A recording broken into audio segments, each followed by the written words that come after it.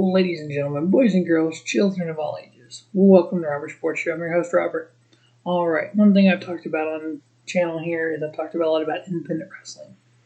Now, there is a company which I did the best of, Warrior Wrestling. Warrior Wrestling has their second show of 2021 this Saturday in Chicago.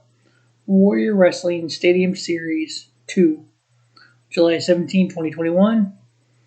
I'm going to do a preview of that card. There's a bunch of independent guys on here that wrestle for multiple companies. I think it's a really, really good card, and I think the show itself will be pretty damn good.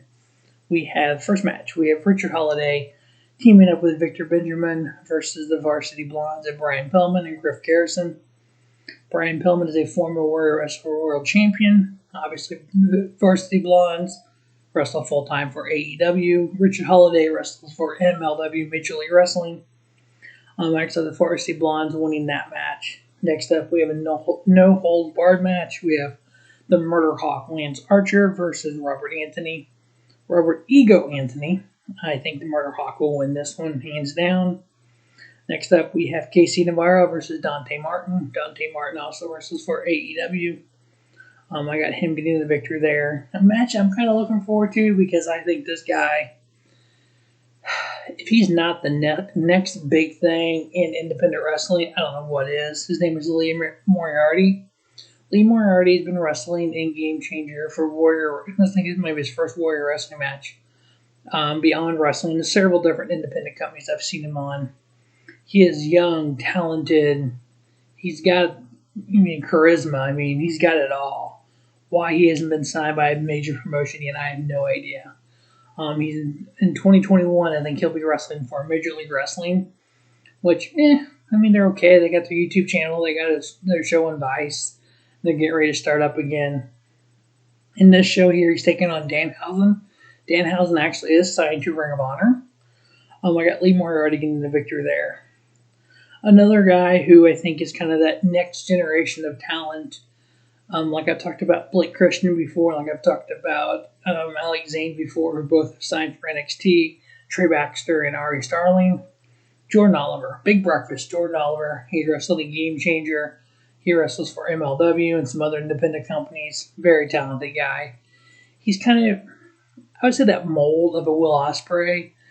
Not quite as got the charisma that Will Ospreay has, but he's got talent, high flying. He's actually leads on the Indies a faction called Young, Dumb, and Broke.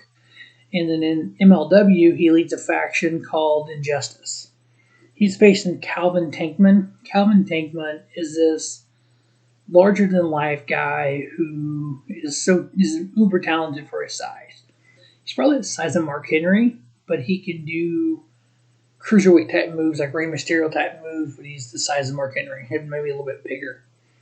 So this match is kind of the power of Calvin Tankman, the high-flying ability of Jordan Oliver, kind of all into one. So I think they can tell a pretty good story here.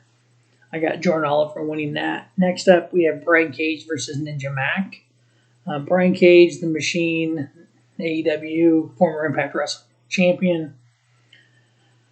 Again, just that hybrid athlete who's just uber talented when it comes to athletic moves, but has the power moves as well, versus Ninja Mack. I think it'll be a good matchup, and I think Brian Cage will get the victory. We do have the Warrior Wrestling Women's Championship on the line. We have champion Kylie versus Lady Frost. Now, Lady Frost has wrestled on AEW Dark. She's also wrestled on Impact Wrestling. She actually had a title match in Impact 2 weeks ago versus Deonna Purrazzo. But I think she'll lose, and I think Kylie Ray will retain her title here.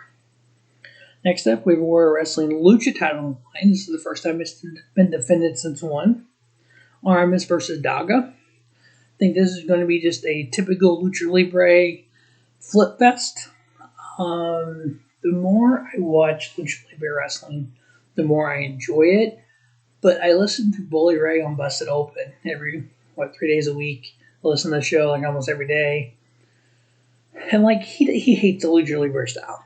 But when he talks about doing a move just for the fact of doing a move, I'm like, shit, that's kind of the style that I really like. But when you talk about telling the story with it, do a move that's impactful. It can be a high-flying move, but it's got to be impactful. Then the person you do the move for is got to sell it. So I've been really kind of, as I rate matches, kind of taking that into account. What he's saying, when they do a cool move just to do a cool move, and it doesn't do anything, it's like, what's the point? But I have Aramis winning this. I think this is going to be a match full of cool moves. Ooh and ah, holy crap, holy shit, Matt moves, but yet not really being impactful. And then the main event. I am definitely looking forward to this match. We have the returning American Wolf, Davey Richards, versus the Octopus, Jonathan Gresham. Whew. Yeah, Davey's had several, about 3 or 4 matches back now. He returned at Global Syndicate Wrestling, and he's got a show for them next month, I believe, as well. He's got several shows lined up here. St. Louis Anarchy, this match. I think this match is going to be extremely good. These two guys, first time ever. I can't believe they've never met up before, but I actually had Jonathan Gresham getting the victory. I don't think Davey necessarily has to get a pinfall victory to get over. You can get over without going over. So that's going to wrap up the Warrior Wrestling Stadium Show 2 preview. As always, stay tuned to Robert Sports Show for the review of this and also preview Slammiversary Money in the Bank.